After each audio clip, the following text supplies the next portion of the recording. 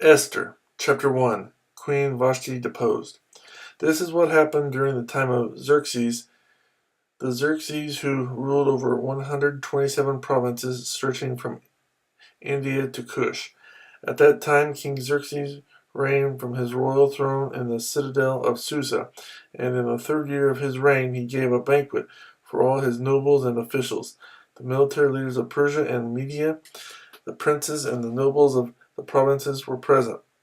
For a full 180 days he displayed the vast wealth of his kingdom and the splendor and glory of his majesty.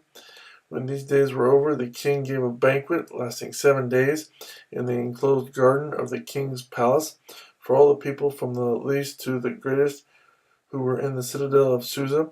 The garden had hangings of white and blue linen, fastened with cords of white linen and purple material to silver rings and marble pillars. There were couches of gold and silver on a mosaic pavement of porphyrial marble, mother of pearl, and other costly stones. Wine was served in goblets of gold, each one different from the other, and the royal wine was abundant, in keeping with the king's liberality. By the king's command, each guest was allowed to drink in his own way, for the king instructed all the wine stewards to serve each man what he wished. Queen Vashti also gave a banquet for the women in the royal palace of King Xerxes. On the 7th day, when King Xerxes was in high spirits from wine, he commanded the 7 eunuchs who served him, Mehuman, Biztha, Harbona, Bigtha, Abagatha, Zethar, and Carcass, to bring before him Queen Vashti, wearing her royal crown, in order to display her beauty to the people and nobles, for she was lovely to look at. But when the attendants delivered the king's command, Queen Vashti refused to come. Then the king became furious and burned with anger. Since it was customary for the king to consult experts in matters of law and justice, he spoke with the wise men who understood the times and were closest to the king: Karshina, Sethar, Admatha, Tarshish, Meres, Marcina, and Memucan, the 7 nobles of Persia and Media who had special access to the king and were highest in the kingdom. According to law, what must be done to Queen Vashti? He asked. She has not obeyed the command of King Xerxes that the eunuchs have taken to her. Then Memucan replied in the presence of the king and the nobles, Queen Vashti has done wrong, not only against the king, but also against all the nobles and the peoples of all the provinces of King Xerxes.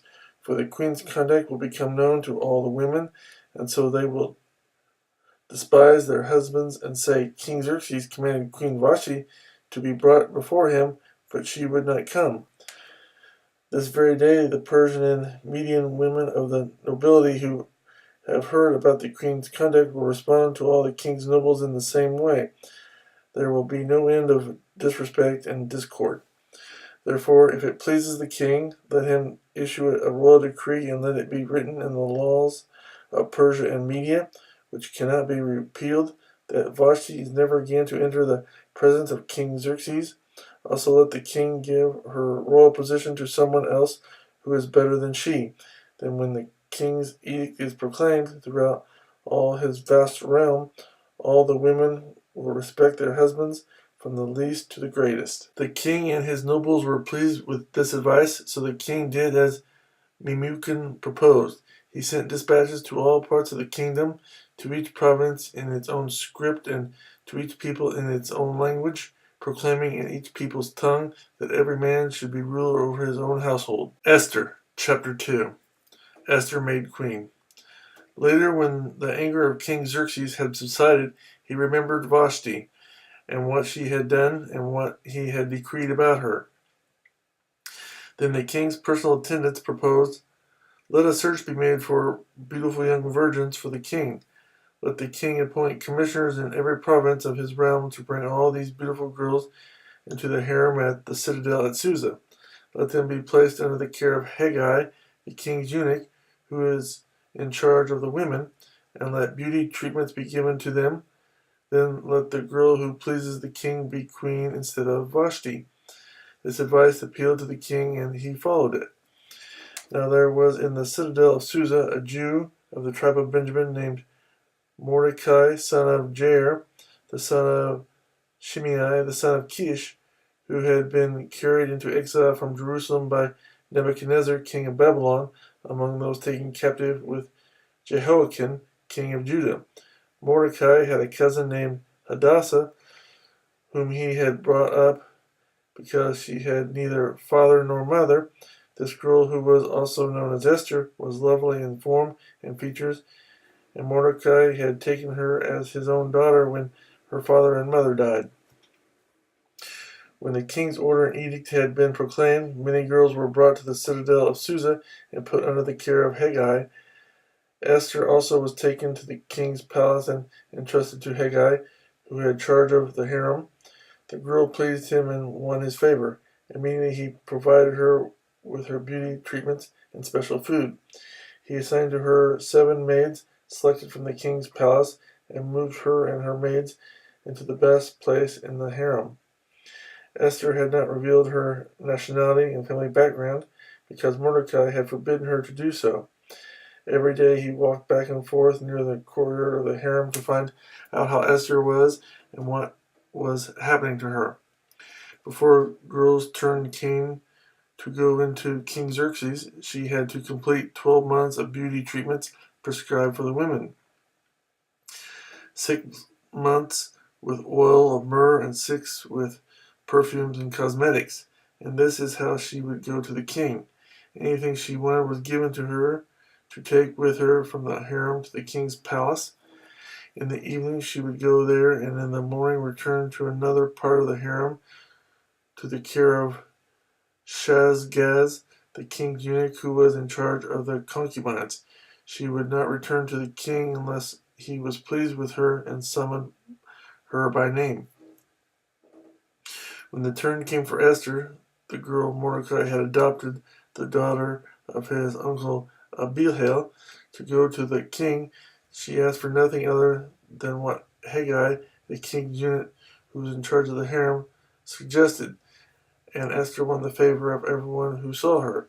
She was taken to King Xerxes in the royal residence in the 10th month, the month of Tebeth, in the 7th year of his reign. Now the king was attracted to Esther more than any of the other women, and she won his favor and approval more than any of the other virgins. So he set a royal crown on her head and made her queen instead of Vashti.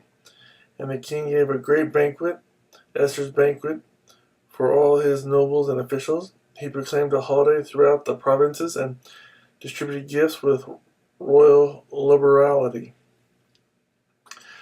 Mordecai uncovers a conspiracy. When the virgins were assembled a second time, Mordecai was sitting at the king's gate. But Esther had kept secret her family background and nationality, just as Mordecai had told her to do, for she continued to follow Mordecai's instructions as she had done when he was bringing her up. During the time Mordecai was sitting at the king's gate, Bigthana and Teresh, 2 of the king's officials who guarded the doorway, became angry and conspired to assassinate King Xerxes. But Mordecai found out about the plot and told Queen Esther, who in turn reported it to the king, giving credit to Mordecai. And when the report was investigated and found to be true, the 2 officials were hanged on a gallows. All this was recorded in the book of the annals in the presence of the king. Esther, chapter 3. Haman's plot to destroy the Jews. After these events, King Xerxes honored Haman, son of Hammedatha the Agagite, elevating him and giving him a seat of honor higher than that of all the other nobles. All the royal officials at the king's gate knelt down and paid honor to Haman, for the king had commanded this concerning him. But Mordecai would not kneel down or pay him honor.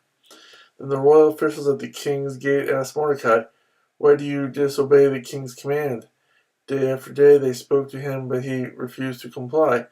Therefore they told Haman about it to see whether Mordecai's behavior would be tolerated, for he had told them he was a Jew. When Haman saw that Mordecai would not kneel down or pay him honor, he was enraged. Yet having learned who Mordecai's people were, he scorned the idea of killing only Mordecai. Instead, Haman looked for a way to destroy all Mordecai's people, the Jews, throughout the whole kingdom of Xerxes. In the 12th year of King Xerxes, in the first month, the month of Nisan, they cast the pur, that is, the lot, in the presence of Haman to select a day and month. And the lot fell on the 12th month, the month of Adar. Then Haman said to King Xerxes, "There is a certain people dispersed and scattered among the peoples in all the provinces of your kingdom, whose customs are different than those of all other people, and who do not obey the king's laws. It is not in the king's best interest to tolerate them. If it pleases the king, let a decree be issued to destroy them, and I will put 10,000 talents of silver into the royal treasury for the men who carry out this business." So the king took his signet ring from his finger and gave it to Haman, son of Hammedatha, the Agagite, the enemy of the Jews. "Keep the money," the king said to Haman, "and do with the people as you please." Then on the 13th day of the first month, the royal secretaries were summoned. They wrote out in the script of each province and in the language of each people all Haman's orders to the king's satraps, the governors of the various provinces, and the nobles of the various peoples. These were written in the name of King Xerxes himself and sealed with his own ring. Dispatches were sent by couriers to all the king's provinces with the order to destroy, kill, and annihilate all the Jews, young and old, women and little children, on a single day, the 13th day of the 12th month, the month of Adar, and to plunder their goods. A copy of the text of the edict was to be issued as law in every province and made known to the people of every nationality, so they would be ready for that day. Spurred on by the king's command, the couriers went out, and the edict was issued in the citadel of Susa. The king and Haman sat down to drink, but the city of Susa was bewildered. Esther, chapter 4. Mordecai persuades Esther to help. When Mordecai learned of all that had been done, he tore his clothes, put on sackcloth and ashes, and went into the city wailing loudly and bitterly. But he went only as far as the king's gate, because no one clothed in sackcloth was allowed to enter it. In every province to which the edict and order of the king came, there was great mourning among the Jews, with fasting, weeping, and wailing. Many lay in sackcloth and ashes. When Esther's maids and eunuchs came and told her about Mordecai, she was in great distress. She sent clothes for him to put on instead of his sackcloth, but he would not accept them. Then Esther summoned Hathach, one of the king's eunuchs assigned to attend her, and ordered him to find out what was troubling Mordecai and why. So Hathach went out to Mordecai in the open square of the city in front of the king's gate. Mordecai told him everything that had happened to him, including the exact amount of money Haman had promised to pay into the royal treasury for the destruction of the Jews. He also gave him a copy of the text of the edict for their annihilation, which had been published in Susa, to show to Esther and explain it to her, and he told him to urge her to go into the king's presence to beg for mercy and plead with him for her people. Hathach went back and reported to Esther what Mordecai had said. Then she instructed him to say to Mordecai, "All the king's officials and the people of the royal provinces know that for any man or woman who approaches the king in the inner court without being summoned, the king has but one law, that he be put to death. The only exception to this is for the king to extend the gold scepter to him and spare his life. But 30 days have passed since I was called to go to the king." When Esther's words were reported to Mordecai, he sent back this answer: "Do not think that because you are in the king's house, you alone of all the Jews will escape. For if you remain silent at this time, relief and deliverance for the Jews will arise from another place, but you and your father's family will perish. And who knows but that you have come to royal position for such a time as this?" Then Esther sent this reply to Mordecai: "Go, Gather together all the Jews who are in Susa and fast for me. Do not eat or drink for 3 days, night or day. I and my maids will fast as you do. When this is done, I will go to the king, even though it is against the law, and if I perish, I perish." So Mordecai went away and carried out all of Esther's instructions. Esther, chapter 5. Esther's request to the king. On the third day, Esther put on her royal robe and stood in the inner court of the palace in front of the king's hall. The king was sitting on his royal throne in the hall, facing the entrance.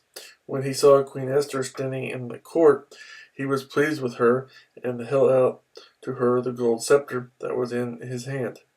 So Esther approached and touched the tip of the scepter. Then the king asked, "What is it, Queen Esther? What is your request?" "Even up to half the kingdom it will be given you." "If it pleases the king," replied Esther, "let the king, together with Haman, come today to a banquet I have prepared for him." "Bring Haman at once," the king said, "so that we may do what Esther asks." So the king and Haman went to the banquet Esther had prepared. As they were drinking wine, the king again asked Esther, "Now what is your petition? It will be given you. And what is your request? Even up to half the kingdom, it will be granted." Esther replied, "My petition and my request is this. If the king regards me with favor, and if it pleases the king to grant my petition and fulfill my request, let the king and Haman come tomorrow to the banquet I will prepare for them. Then I will answer the king's question." Haman's rage against Mordecai. Haman went out that day happy and in high spirits, but when he saw Mordecai at the king's gate and observed that he neither rose nor showed fear in his presence, he was filled with rage against Mordecai. Nevertheless, Haman restrained himself and went home. Calling together his friends and Zeresh, his wife, Haman boasted to them about his vast wealth and his many sons, and all the way the king had honored him, and how he had elevated him above the other nobles and officials. "And that's not all," Haman added.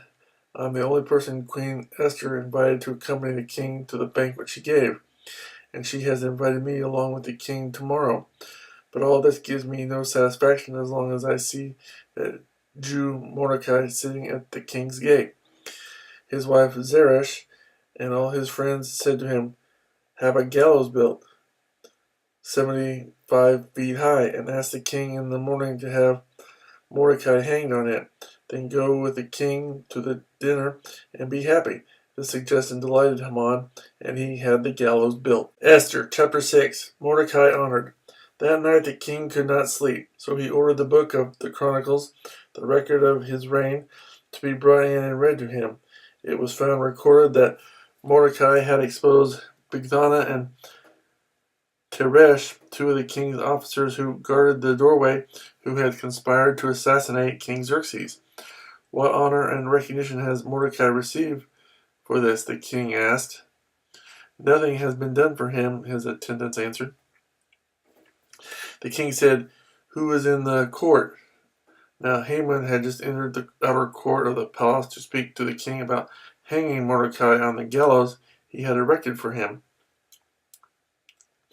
His attendants answered, "Haman is standing in the court." "Bring him in," the king ordered. When Haman entered, the king asked him what should be done for the man the king delights to honor. Now Haman thought to himself, "Who is there that the king would rather honor than me?" So he answered the king, "For the man the king delights to honor, have them bring a royal robe the king has worn, and a horse the king has ridden, one with a royal crest placed on its head. Then let the robe and horse be entrusted to one of the king's most noble princes. Let them robe the man the king delights to honor, and lead him on the horse through the city streets, proclaiming before him, 'This is what is done for the man the king delights to honor.'" "Go at once," the king commanded. "Haman, get the robe and the horse, and do just as you have suggested for Mordecai the Jew, who sits at the king's gate. Do not neglect anything you have recommended." So Haman got the robe and the horse. He rode Mordecai and led him on horseback through the city streets, proclaiming before him, "This is what is done for the man the king delights to honor." Afterward Mordecai returned to the king's gate, but Haman rushed home with his head covered in grief, and told Zeresh his wife and all his friends everything that had happened to him. His advisers and his wife Zeresh said to him, "Since Mordecai, before whom your downfall has started, is of Jewish origin, you cannot stand against him. You will surely come to ruin." While they were still talking with him, the king's eunuchs arrived and hurried Haman away to the banquet Esther had prepared. Esther, chapter 7. Haman hanged. So the king and Haman went to dine with Queen Esther, and as they were drinking wine on the second day, the king again asked, "Queen Esther, what is your petition? It will be given you. What is your request? Even up to half the kingdom it will be granted." Then Queen Esther answered, "If I have found favor with you, O king, and if it pleases your majesty, grant me my life. This is my petition, and spare my people. This is my request. For I and my people have been sold for destruction and slaughter and annihilation. If we had merely been sold as male and female slaves, I would have kept quiet, because no such distress would justify disturbing the king." King Xerxes asked Queen Esther, "Who is he? Where is the man who has dared to do such a thing?" Esther said, "The adversary and enemy is this vile Haman." Then Haman was terrified before the king and queen. The king got up in a rage, left his wine, and went out into the palace garden. But Haman, realizing that the king had already decided his fate, stayed behind to beg Queen Esther for his life. Just as the king returned from the palace garden to the banquet hall, Haman was falling on the couch where Esther was reclining. The king exclaimed, "Will he even molest the queen while she is with me in the house?" As soon as the word left the king's mouth, they covered Haman's face. Then Harbona, one of the eunuchs attending the king, said, "A gallows 75 feet high stands by Haman's house. He had it made for Mordecai, who spoke up to help the king." The king said, "Hang him on it." So they hanged Haman on the gallows he had prepared for Mordecai. Then the king's fury subsided. Esther, chapter 8. The king's edict in behalf of the Jews. That same day, King Xerxes gave Queen Esther the estate of Haman, the enemy of the Jews, and Mordecai came into the presence of the king. For Esther had told how he was related to her. The king took off his signet ring, which he had reclaimed from Haman, and presented it to Mordecai, and Esther appointed him over Haman's estate. Esther again pleaded with the king, falling at his feet and weeping. She begged him to put an end to the evil plan of Haman the Agagite, which he had devised against the Jews. Then the king extended the gold scepter to Esther, and she arose and stood before him. "If it pleases the king," she said, "and if he regards me with favor and thinks it the right thing to do, and if he is pleased with me, let an order be written overruling the dispatches that Haman, son of Hammedatha, the Agagite, devised and wrote to destroy the Jews in all the king's provinces. For how can I bear to see disaster fall on my people? How can I bear to see the destruction of my family?"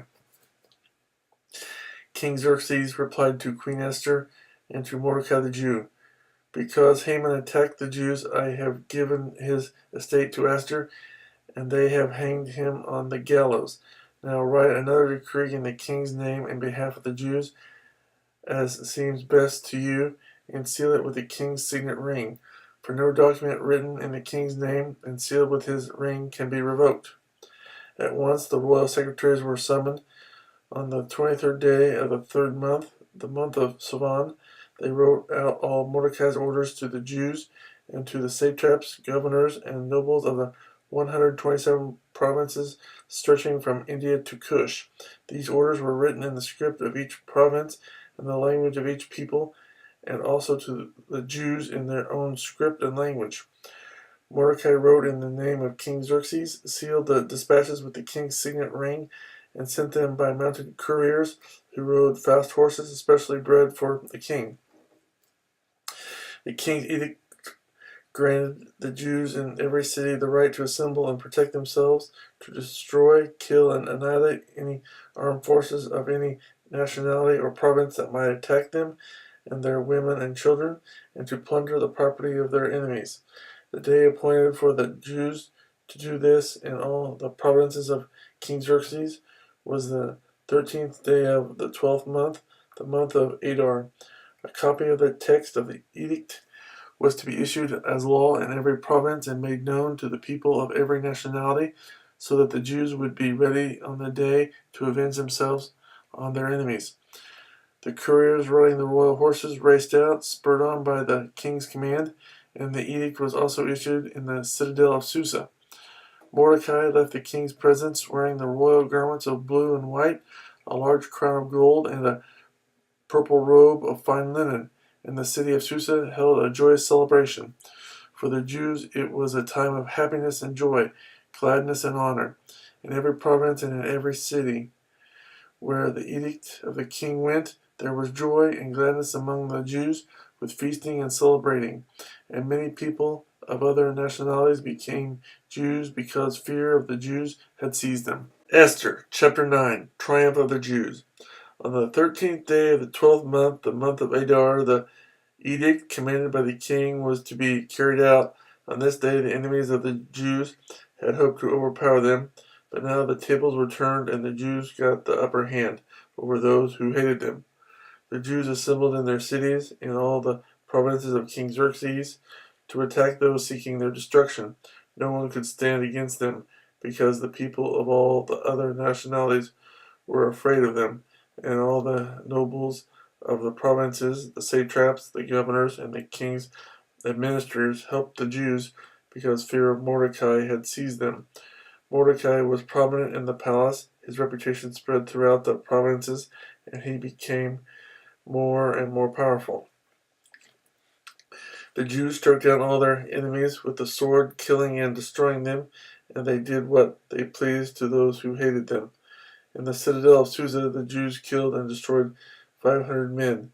They also killed Parshendatha, Dalphon, Aspatha, Paratha, Adalia, Ariditha, Parmashta, Arisia, Eridai, and Vazatha, the 10 sons of Haman, son of Hammedatha, the enemy of the Jews, but they did not lay their hands on the plunder.